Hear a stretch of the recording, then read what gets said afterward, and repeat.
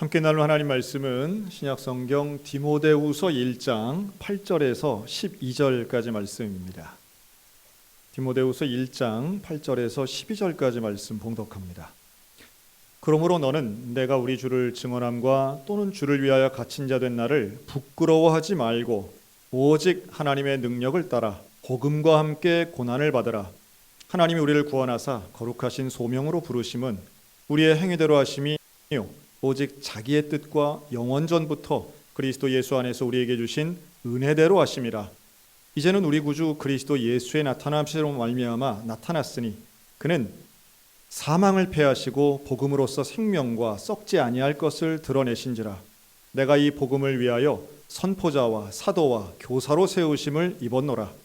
이로 말미암아 내가 또 이 고난을 받되 부끄러워하지 아니함은 내가 믿는 자를 내가 알고 또한 내가 의탁한 것을 그날까지 그가 능히 지키실 줄을 확신함이라. 아멘. 사랑하는 성도 여러분, 한 주간 평안하셨습니까? 우리 하나님의 은혜가 우리 모든 사랑하는 성도들의 개인과 가정 위에 날마다 함께 하시기를 주님의 이름으로 축복합니다. 오늘은 주의 고난에 동참하는 예배자라는 제목으로 함께 말씀을 나누겠습니다. 지난 수요일부터 시작한 사순절, 오늘은 그 사순절 첫 번째 주일입니다. 이번 사순절에는 우리가 주의 고난에 동참하며 내 삶을 절제하고 그리고 가장 위대하고 온전한 영광인 부활의 영광에 동참하는 절기가 되셨으면 좋겠습니다. 우리 인생은 사실은 어려움과 고생 또 고난의 연속이다 해도 과언이 아니죠. 누구에게나 사실 어려움들은 다 있습니다. 그런데 이제 오늘 좀 고생과 고난을 조금 구별하고 싶은데요. 오늘 성경이 말씀하는 고난은 분명히 그 안에 고됨이 있습니다. 힘든 게 있다는 뜻이에요. 하지만 우리 인생을 살다 보면 오늘 본문은 복음을 위해서 받는 그 고된 것, 이걸 고난이라고 표현하고요. 복음과는 상관없이 또 우리가 힘든 일들도 많죠. 예를 들면 코로나19 같은 전염병뿐만 아니라 전쟁이라든가 혹은 지금 저런 동해 삼척 울진에 발생한 저런 대형 산불로 인해서 피해받고 어려움 당하시는 분들은 복음과는 상관없겠으나 우리가 정말 돕고 위로하고 함께 해야 될 그런 어려움, 고난이라고 생각이 듭니다. 어떤 분들은 육체적인 고생이 어떤 영적인 발전을 일으켜서 소위 말해 고행을 통한 깨달음을 얻으려는 종교들도 있습니다. 일부러 몸에 상처를 내거나 또는 일부러 몸을 힘들게 만드는 과정인데요. 그러나 기독교는 고난을 인정하지만 고난 자체가 목적은 아닙니다. 그러니까 고난을 위해서 우리가 예수를 믿는 건 아니죠. 그러니까 분명한 건 예수를 잘 믿는 것은 어떤 면에서는 고난이 반드시 동반되는 일이라고도 볼 수 있겠습니다. 디모데후서 3장엔 이런 말씀이 있어요. 무릇 그리스도 예수 안에서 경건하게 살고자 하는 자는 핍박을 받으리라. 오늘 이 디모데후서는요, 사도 바울이 자기의 영적인 아들과 같은 디모데에게 쓴 편지입니다. 근데 이 편지는 바울 서신 중에 제일 마지막에 쓰여진 거예요. 즉 사도 바울이 죽음을 목전에 두고 노년에 쓴 편지인데요. 그 사람은 대개 죽음을 앞두면 좀 진지해집니다. 그래서 정말 내가 가장 내 인생에 중요한 것, 이제 이런 것에 대해서 가르치려고 하죠. 최근에 돌아가신 이어령 박사님이 있습니다. 이분 앞에 늘 붙는 수식어는 이 시대 최고의 지성, 이렇게 이제 붙는데, 이분의 일생은 우리 기독교와는 그렇게 친밀하지 못했습니다. 한국 전쟁을 겪으면서 이분은 신의 존재를 부정하고 그리고 기독교와 개신교에 대해서는 더 적극적으로 비판했던 분입니다. 상당히 창의적이고 남들보다 생각하지 못한 것을 가지고 글 쓰는 저술 활동을 워낙 왕성하게 하셔서 그분을 인정하는 사람들이 참 많죠. 근데 우리는 잘 알고 있습니다. 그랬던 그분이 이제 그 큰 따님 이민아 목사님의 전도와 인생을 통해서 예수를 믿게 되죠. 이분은 돌아가시기 직전까지도 사실은 저술 활동을 했습니다. 그리고 유튜브에 있는 강의 활동, 디지록으로 유명해졌지만 결국 마지막에 디지털을 이용해서 많은 사람들에게 마지막까지도 강의를 하신 분이에요. 근데 이분이 유언처럼 그 암투병을 통해서 완전히 달라진 외모 속에 그가 했던 마지막 인터뷰 중에 이런 말이 있습니다. 이제 곧 나는 우리 큰딸이 있는 곳으로 갑니다. 그럼 이게 무슨 말일까요? 천국에 대해, 하나님 나라에 대해 인정하고 그리고 죽음을 받아들인 모습입니다. 마지막 순간에 어떤 고백을 하느냐 참 중요하다고 봅니다. 그리고 평생을 복음에 대해, 교회에 대해 부정했었더라도 15년 전부터 믿기 시작한 그 예수 그리스도를 향해 마지막 순간, 그리고 사람들에게 전한 메시지는 분명히 하나님 나라에 대한 것이었습니다. 그런 심정이 있는 거죠. 그러니까 우리가 마지막에 유언을 어떻게 남길 것인가 이런 생각하면 진지해지는 것과 마찬가지인데, 오늘 사도 바울이 그런 마지막의 심정을 가지고 디모데에게 편지를 쓴 거예요. 그런데 그 편지의 내용이 사실은 어떤 면에서는 격려와 가르침이다 이렇게 볼 수 있습니다. 이 디모데후서 전체 내용이 그래요. 그런데 이 디모데가 어떤 고난을 받고 있느냐, 이제 이게 중요한데요. 디모데가 고난을 당하고 있는 거예요. 어려움이 있어요. 근데 그 어려움이 어떤 어려움이었느냐? 첫째는 신앙 자체 때문에 겪는 어려움이 있었습니다. 예수를 믿는 것 때문에 발생하는 어려움. 당시에 로마의 박해가 있었고 또 유대인들의 핍박이 있었습니다. 이유는 단 하나, 예수를 믿는다는 것 때문이었어요. 오늘날 우리는 그런 사회권에 살지는 않죠.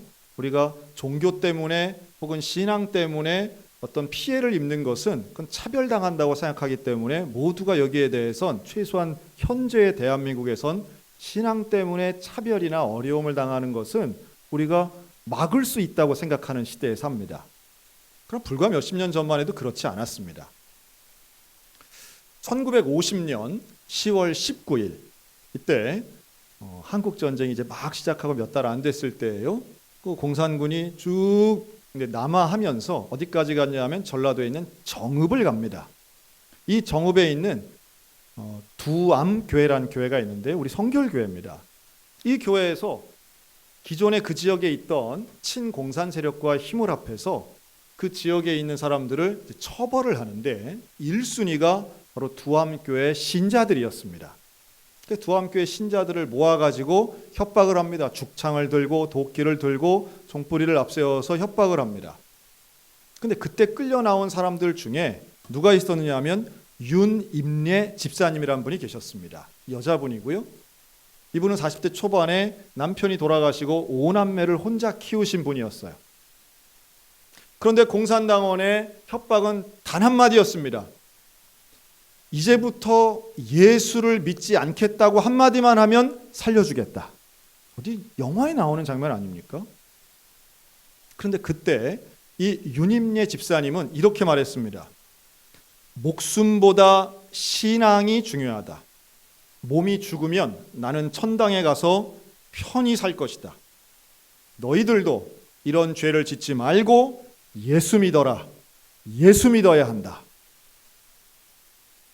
그랬더니 그 주변에 있던 공산당원들이 죽창으로 찌릅니다. 몽둥이로 칩니다. 피를 흘리며 윤임례 집사님이 쓰러지고 죽는 순간까지 그녀의 입에서는 찬송이 나옵니다. 하늘 가는 밝은 길이 내 앞에 있으니. 찬송가 493장을 채 끝까지 부르기 전에 윤임례 집사님은 죽습니다. 혼자만 죽은 게 아니에요. 거기에서 자녀 넷도 함께 죽습니다. 그리고 그 2주간 동안 두암교회 성도 23명이 순교를 당하십니다. 네, 말씀하실 게 있으신 모양이에요. 그렇게 순교를 당하는 두암교회의 어려움의 역사는 결국 길게 이어지는데요. 이 윤임례 집사님의 자녀 중에 딱 한 사람만 살아남습니다. 큰아들이었어요. 이 큰아들은 신학교에 갑니다. 그리고 목사가 됩니다. 그리고 군산에 가서 교회를 개척하는데요. 그 교회가 군산 중동교회입니다. 이 아드님의 이름이 김용은 목사님이십니다. 지금도 호남에 있는 우리 성결인들에게는 김용은 목사님은 가장 큰 어른이시고 문준경 전사님과 함께 그 증도를 포함한 섬 선교에 가장 앞장서셨던 분이었어요. 제가 그 김용은 목사님 한 2번 정도 뵐 기회가 있었는데요. 키도 크시고 우리 돌아가신 김두수 장로님이랑 참 외모도 비슷하시고 그랬습니다. 그런데 이 김용은 목사님이 마지막 돌아가시기 전에 했던 스스로 쓰신 설교문에 이렇게 고백을 하셨어요. 나는 평생 동안 하나님 앞에 기도했습니다. 하나님, 왜 나는 내 엄마와 함께 그 자리에서 순교하지 않았습니까? 죽지 못했던 것, 순교하지 못했던 것에 대한 하나님께 죄스러움이 있어서 그래서 평생을 충성했습니다.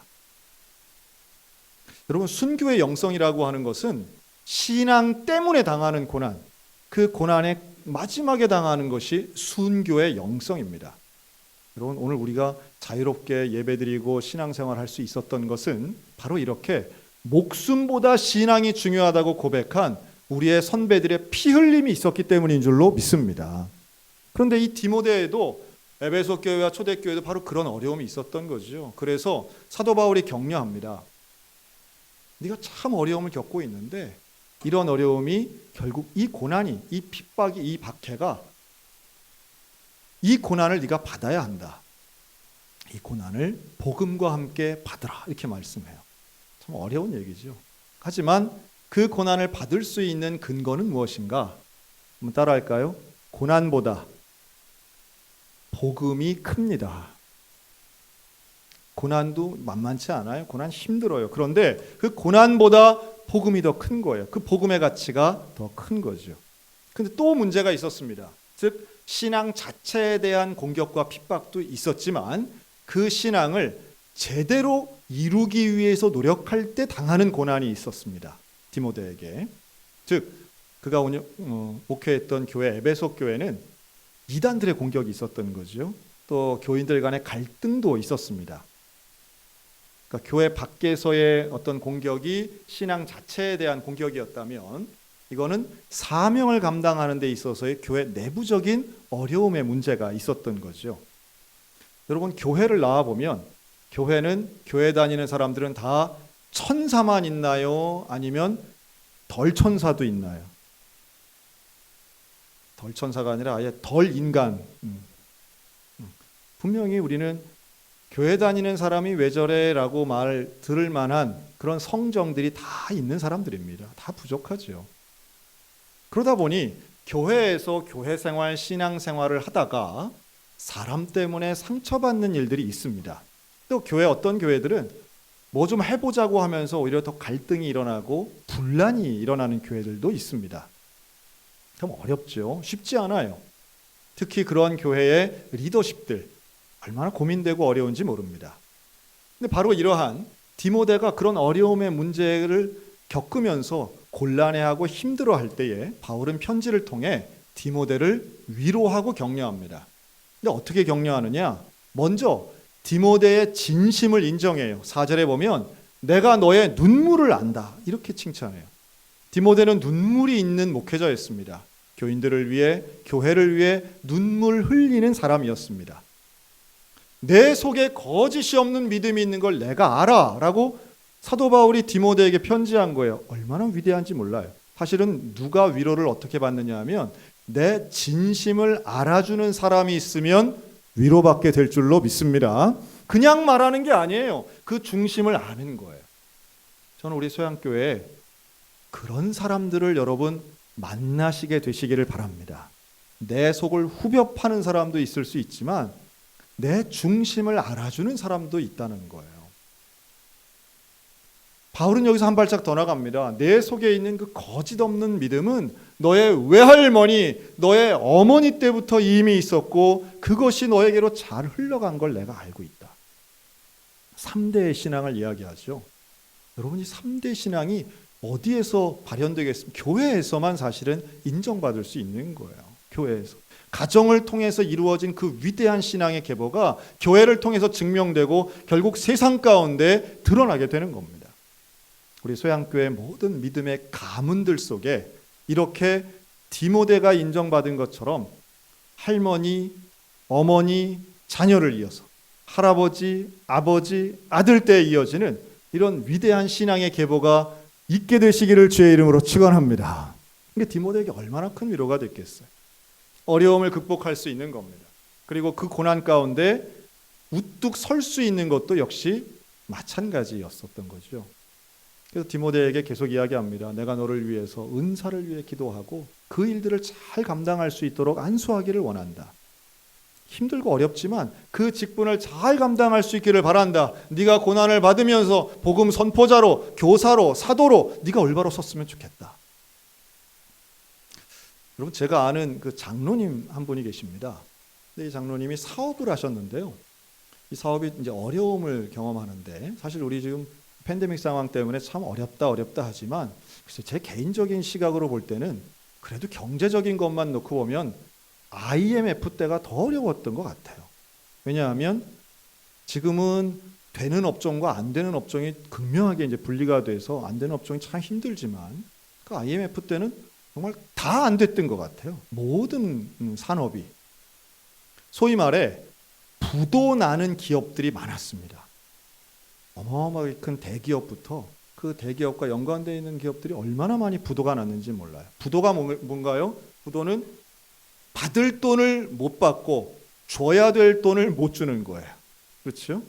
뭐 그게 의도성이 있든지 아니면 할 수 없이 그렇게 됐든지, 부도가 나면 돈이 흘러야 되는데 자금의 유통이 안 되니까 결국은 모든 기업들이 다 어렵게 되는 겁니다. 이 장로님도 사업을 하신 분이었는데 부도가 난 거예요. 큰 대기업과 협력을 해서 일했는데 대기업으로부터 자금을 못 받는 거예요. 대금을 못 받는, 일한 걸 못 받았어요.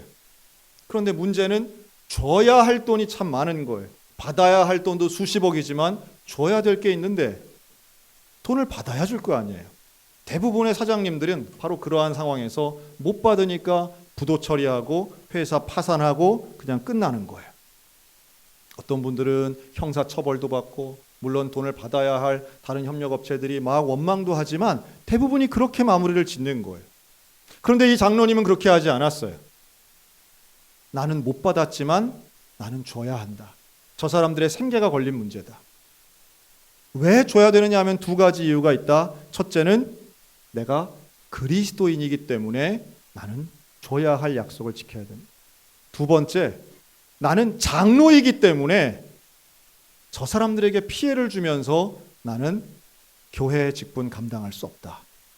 이 두 가지 이유 때문에 이 장로님은 전 재산을 팔았습니다.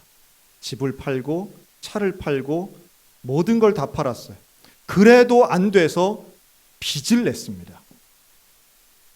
여러분, 이해가 되십니까? 회사가 망하고 부도가 난 상황에서 돈을 달라고 온 사람들 위해서 빚을 내어서 다 준 거예요. 아무리 좋게 봐도 0이 되면, 제로가 되면까지 이해가 되는데 마이너스를 스스로 만들었어요. 소위 말해 가족들이 그 모든 고통을 떠안게 했습니다. 이분의 삶은 그리스도인의 삶이 어떤 책임감이 있는가를 보여줬다고 저는 믿습니다. 즉, 남들 하는 대로의 삶이 아닌 고난을 받아들이는 구별된 삶이었던 것이죠. 나중에 IMF가 조금 지나가면서 이분이 사업에 재기했는데요. 그 재기할 수 있었던 건 다름 아닌, 그렇게 돈을 주고 대금을 갚았던 협력업체들이 다 찾아와서 재기가 된 거예요. 나갔던 직원들, 밀렸던 월급 받았던 그 직원들이 찾아와서 사장님이라면 내가 믿고 일할 수 있습니다 해서 망했던 기업이 다시 회생했던 놀라운 간증이 있습니다. 저는 우리에게 복음의 가치를 붙잡는 사람들이 고난에 대해 어떤 태도를 가지는가, 이게 오늘 성경 말씀이 우리에게 주시는 귀한 가르침이라고 봅니다.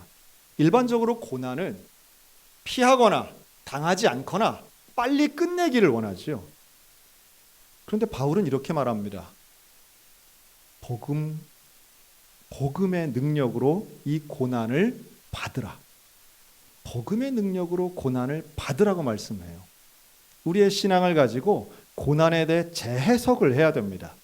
고난이 어떤 것인가? 단순한 고생인가? 아니면 의미 있는 과정인가? 라고 하는 것이죠. 저는 개인적으로 하나님이 주시는 건 다 좋은 거라고 생각합니다. 하나님 우리에게 주시는 건 다 좋은 것이다. 여러분, 그 판단을 내가 너무 속단하지 않았으면 좋겠어요. 예를 들면 이런 거죠.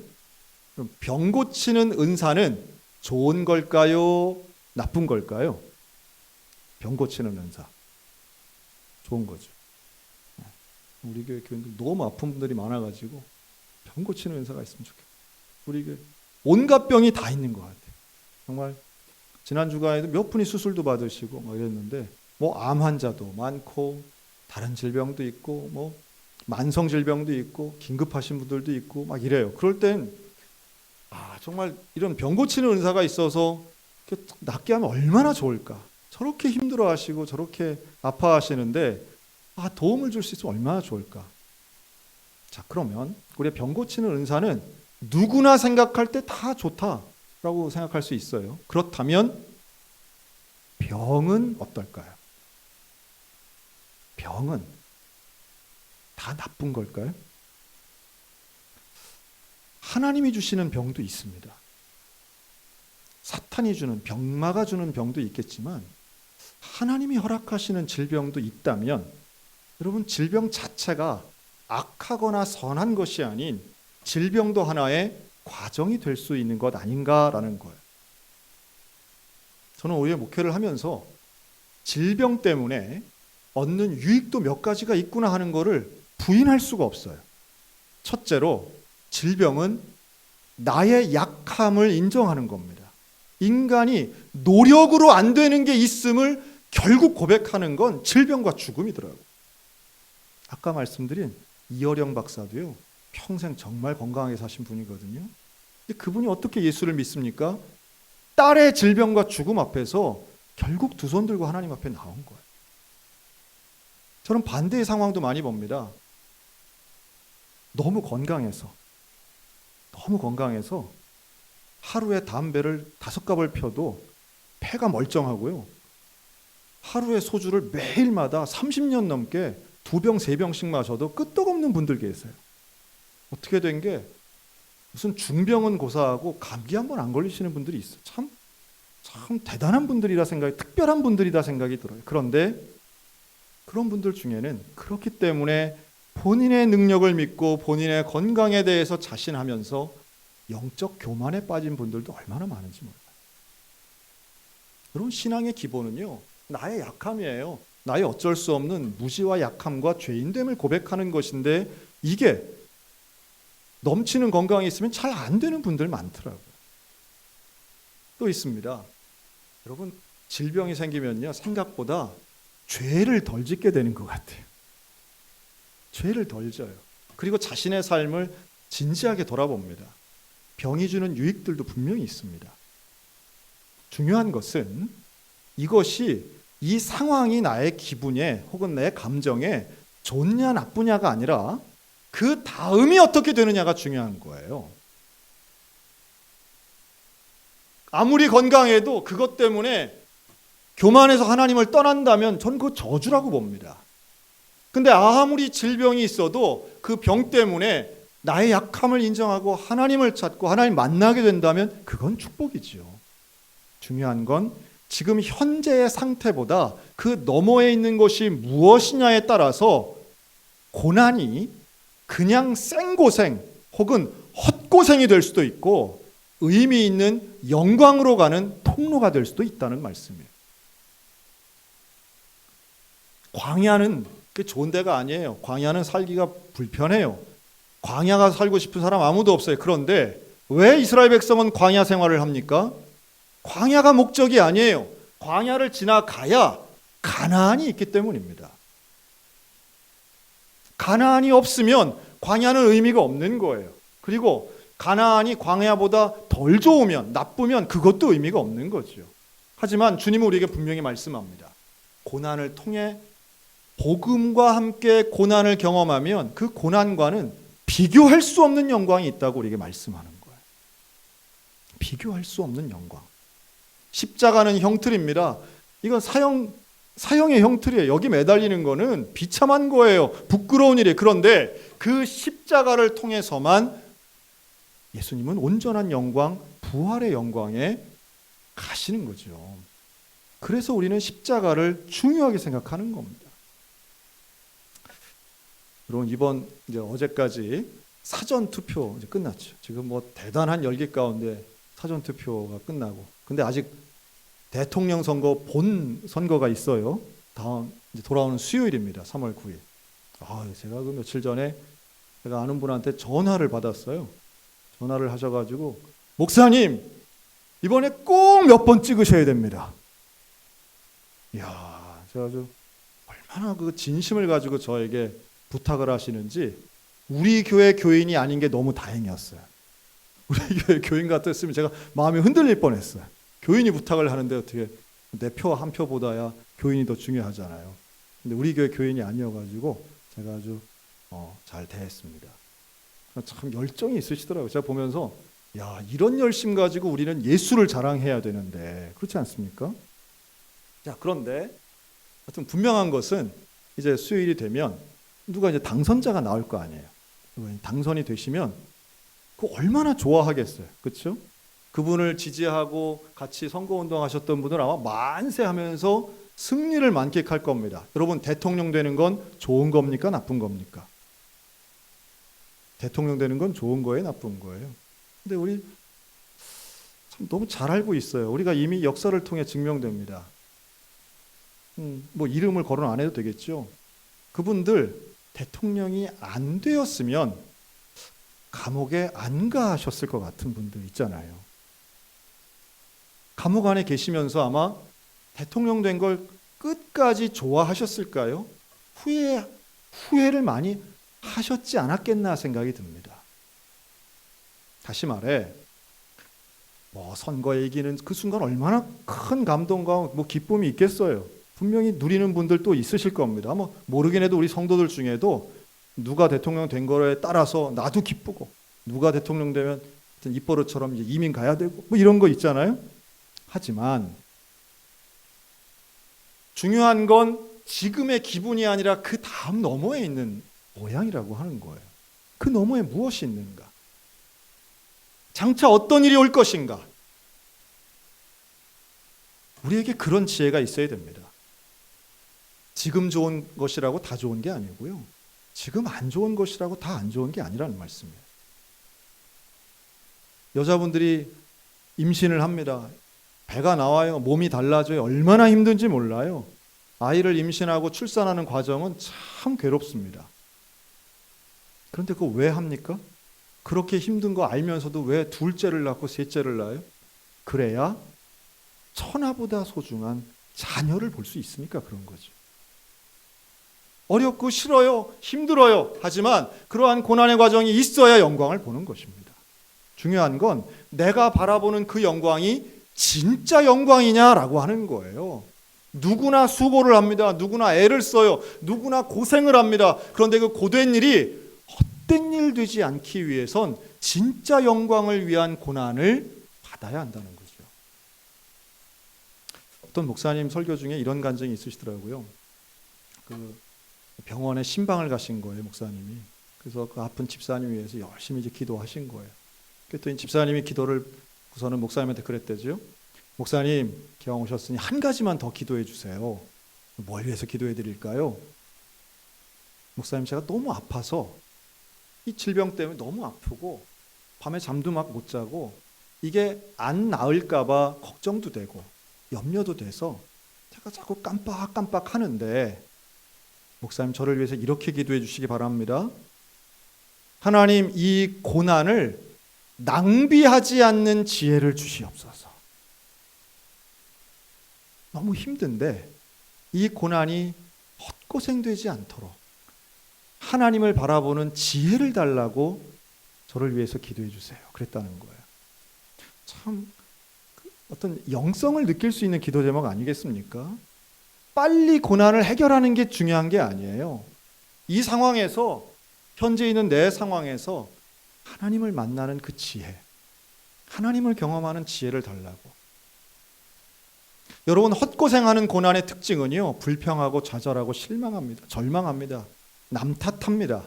그런데 지혜로운 복음과 함께하는 고난의 특징은 그 가운데에서 하나님을 찾는 거예요. 살아계신 주님을 바라보는 거예요. 십자가 너머에 있는 부활의 영광을 소망하는 거예요. 여러분, 그렇기 때문에 사도 바울은 이 고난 앞에 부끄러워하지 말라고 말씀하는 거예요. 부끄러워하지 않은 이유가 뭐예요? 억지가 아니에요. 너머에 있는 영광이 보이면 부끄러움이 없는 거예요.